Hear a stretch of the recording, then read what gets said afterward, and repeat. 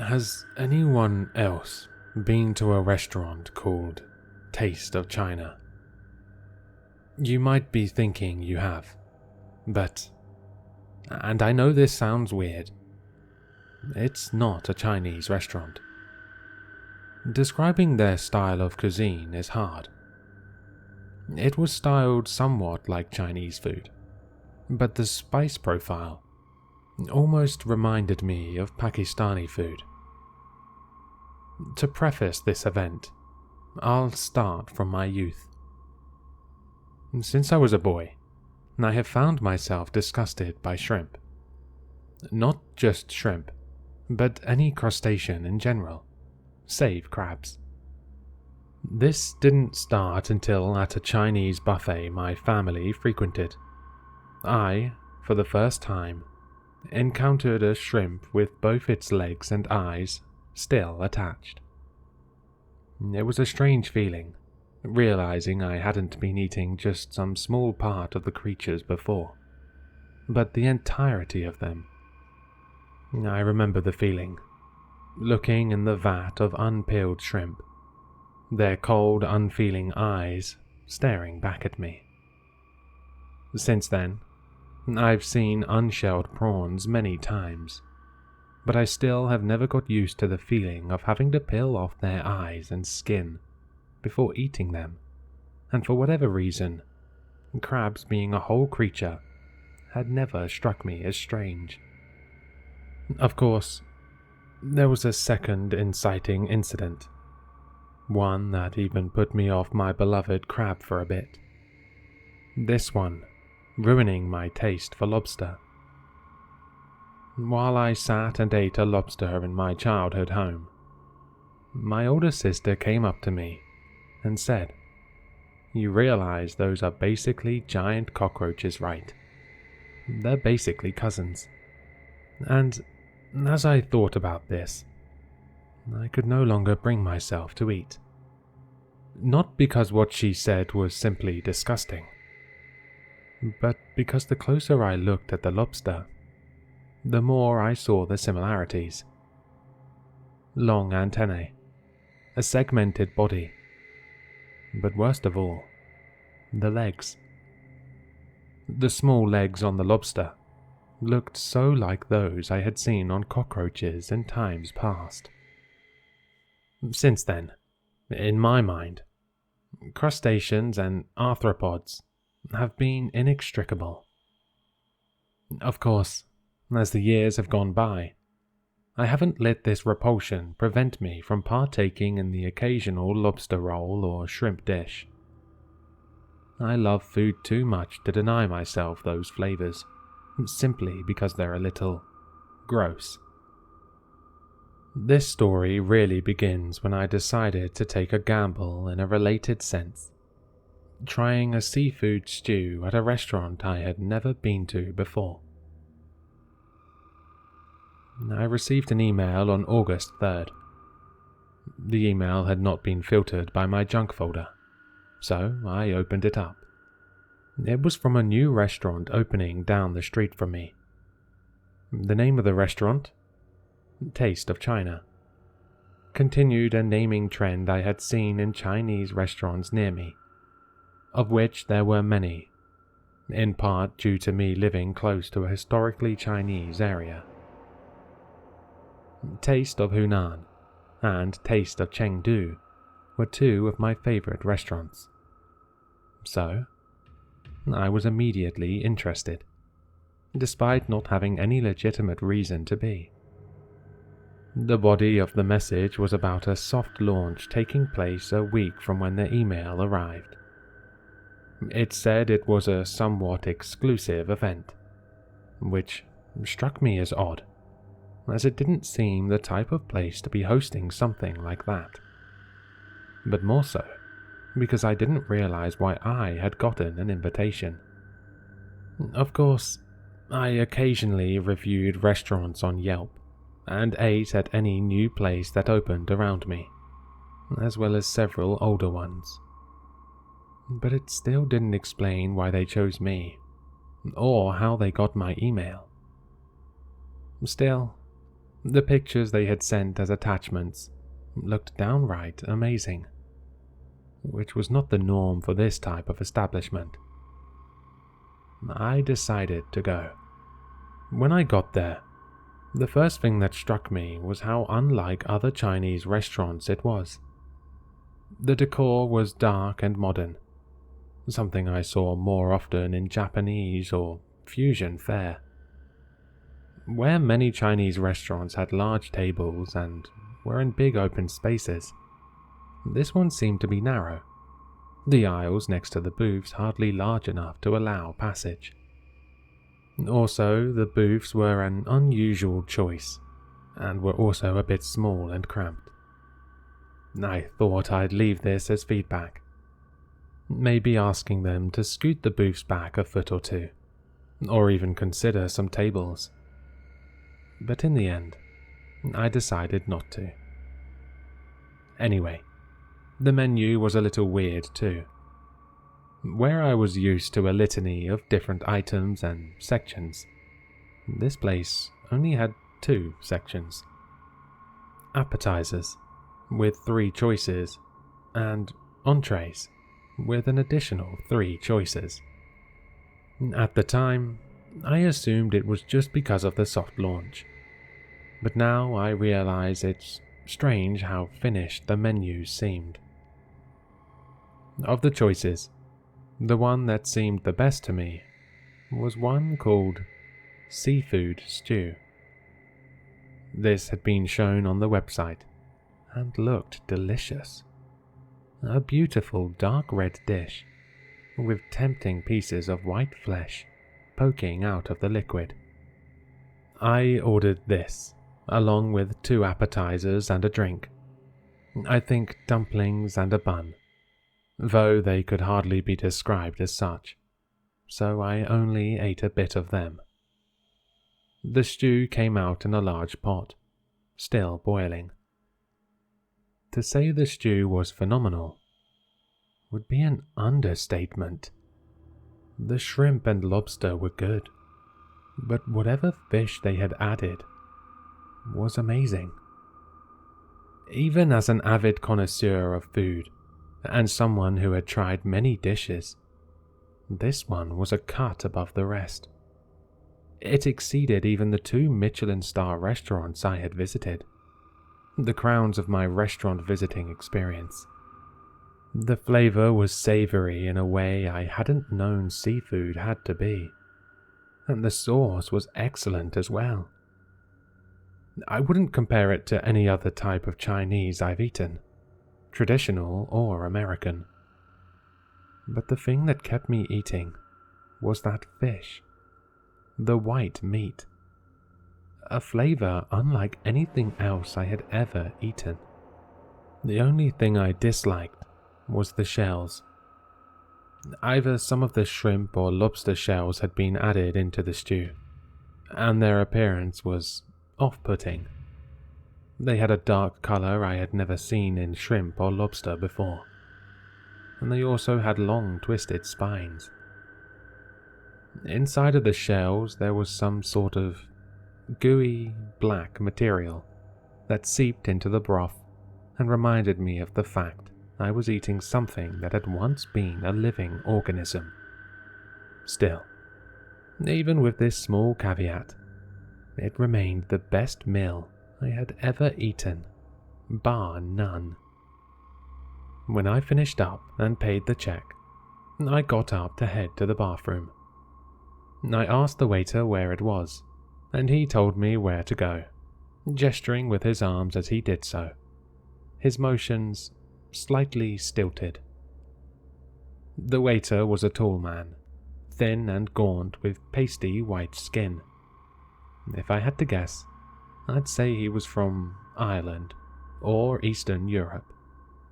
He talked in a weird way that I can't properly explain. It wasn't an accent as much.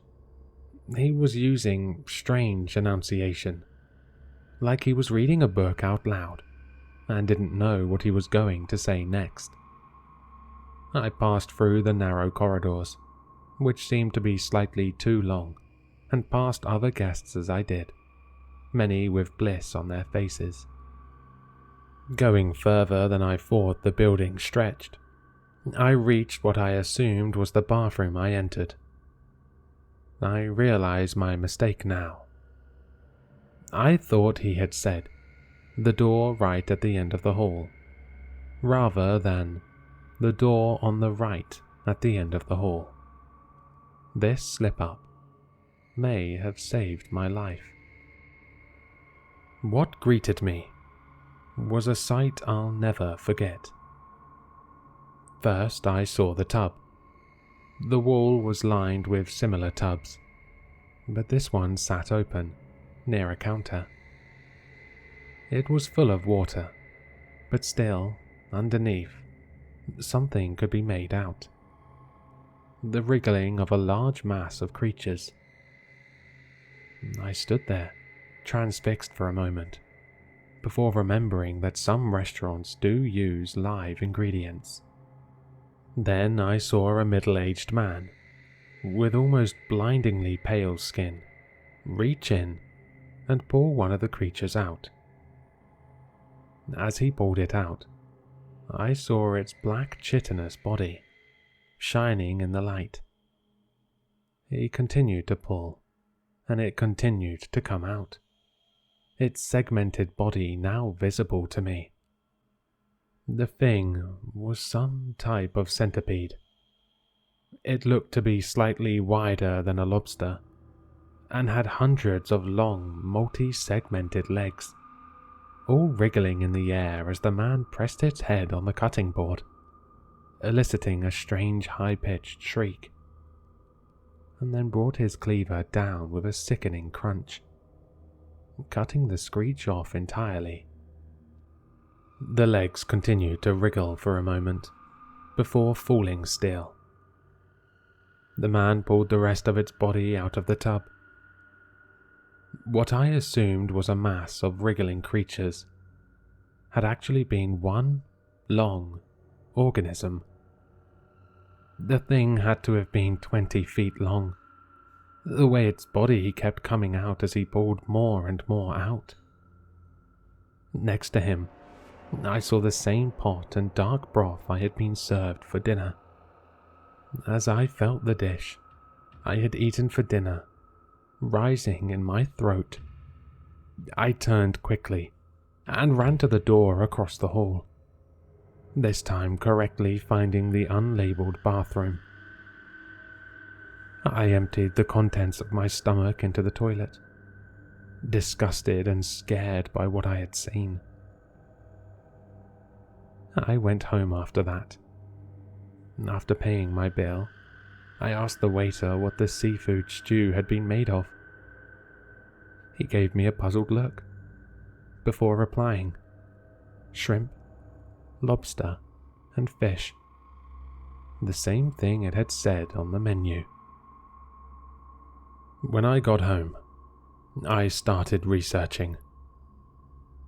There was such a thing as an aquatic centipede, but nothing so long, and nothing with legs nearly as long as the one I had seen.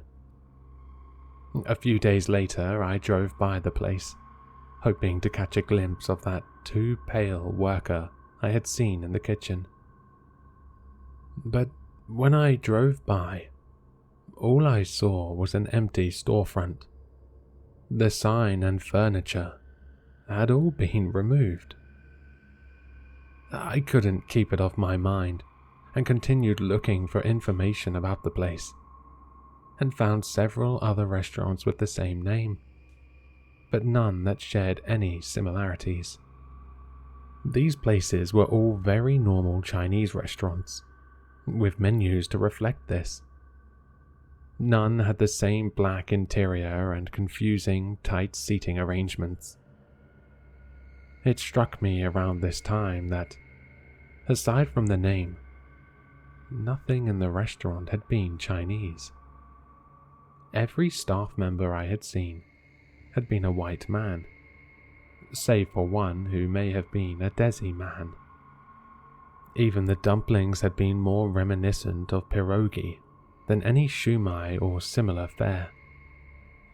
The buns, too, lacked the delicious spongy texture commonly found in bao. For some reason, I got the feeling that the name was just cover. I continued looking into the name every day.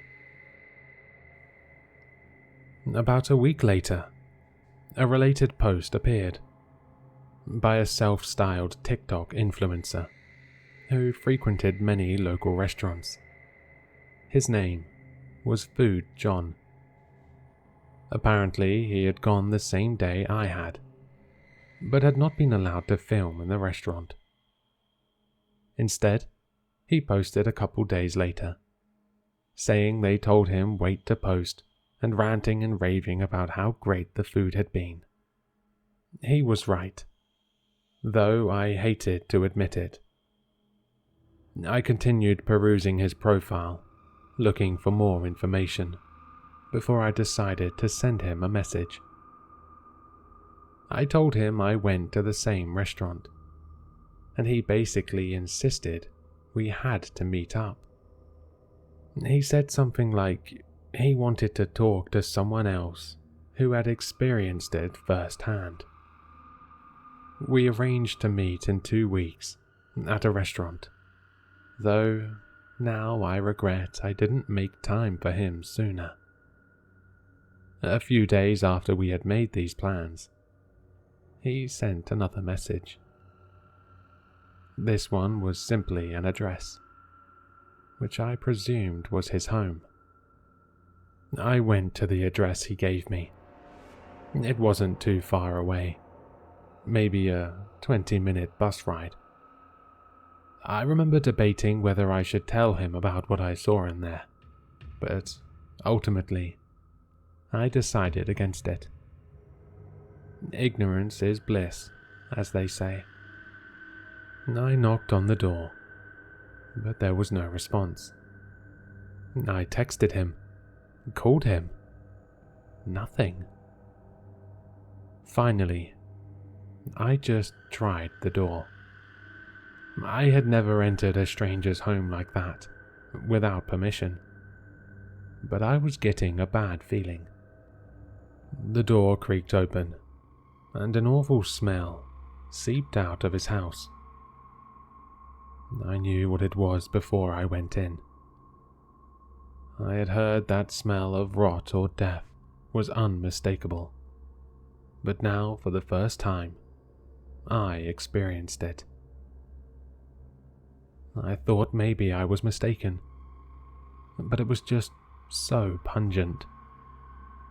I debated calling the police, but a morbid curiosity drove me forward.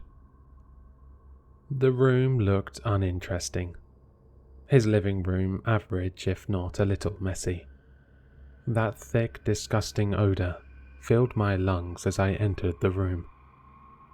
I could no longer appreciate the average appearance of his living room, as that sickly smell permeated deeper and deeper.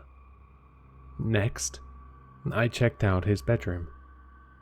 Again, nothing of note, except for a rather impressive computer and a weirdly large bed for the size of the room. I realized the smell was weaker in that room. The kitchen next. I noticed he had almost no food in his cabinets, but a ton of water bottles, or at least empty ones. I opened the fridge, and a new aroma was introduced. A pungent, fishy smell. It looks like he had cleared out a fish market. He had so many kinds of fish, but more than that, there was every type of seafood imaginable. Shrimp, lobster, prawns, scallops, sea urchin, sea cucumber, snail, octopus, squid, and more things I wasn't completely familiar with. I slammed the fridge shut, and was alone with the disgusting smell of death again. I continued wandering around, looking for what I could only imagine was Food John's dead body. But as I acclimated to the smell, it was clear that it was stronger the closer I got to a locked door on the far side of the living room. I should have just stopped there and called the police, but I just couldn't stop my morbid sense of curiosity. It was one of those bathrooms with pinhole locks, and after looking for about 10 minutes, I found a paperclip on his desk, which promptly unlocked the door. The bathroom was in a state of utter disarray. The counters had been cleared, the floor strewn with random objects, and a notable number of water bottles. Pieces of paper towel and toilet paper also lined much of the floor, saturated with some dark, almost black liquid. I found a path that avoided the soppy, dark mess, and made my way over to the shower. I opened the shower curtain. A wave of condensed rot hitting me like a whiff of ammonia. Food John sat there, looking up at me, lifelessly. The first thing I noticed about Food John's corpse was the state of his lower body. His legs were basically gone, not even bone remaining, and his pelvis was completely opened, like something had made its way through his stomach and out of his perineum. His skin below the chest had been stained black, as if he had been sitting in a tub of the stuff all over the bathroom. I opened the toilet and threw up, realizing too late that the toilet was also full of the same black liquid. I moved to the sink to throw up, which was thankfully empty, though at this point I hardly felt like the bathroom could be further soiled. I turned back to the tub. He wore a pained expression with fear clear on his face, and I felt a profound sadness knowing that he died like that, especially knowing he was an avid food lover, just like me. His eyes were streaked with that same liquid. He almost looked like someone who had cried while wearing a lot of mascara. I remember thinking that to myself in that moment, and then feeling sick again. How easily it could have been me in that tub. My eyes streaked with whatever the hell that stuff is. This was not the time for levity. I continued inspecting the tub. The drain was ringed with a black liquid that looked sort of like coffee grounds. There was more of it in the corners and sides of the tub. Clearly some kind of sediment. Then I saw it. Near the drain, there was one roughly 4-inch long, dried up, black centipede, just like the one I had seen in the restaurant, only so much smaller. Then I noticed 2 more on the side closest to me, then another in the far corner. I think that made me call the cops, finally. Or I guess maybe I was just done. There was nothing else for me to do. The police asked me some questions, but they seemed more confused than I was. The younger of the 2 especially seemed shaken after looking in the bathroom. When I started trying to explain the restaurant and the centipedes, I saw the older of the 2 cops shoot the other one a look that said, "This guy is crazy." Not crazy enough to be a real suspect in Food John's death though, as after a quick visit to the station and another cop taking my statement. They let me go. It's been a few months since then, and for the first couple weeks, I was completely against seafood of any kind.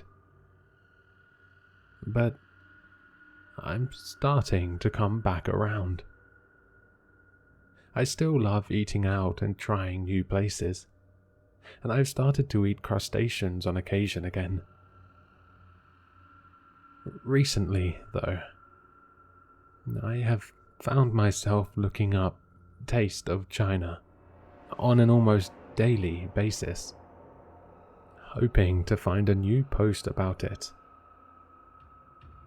I tell myself it's to warn unknowing patrons, but sometimes I wonder if it's not so I can try that delicious seafood stew again.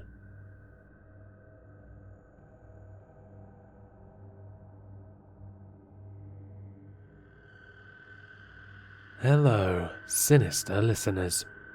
If you've enjoyed this story, then you'll find all the author's information in the description below.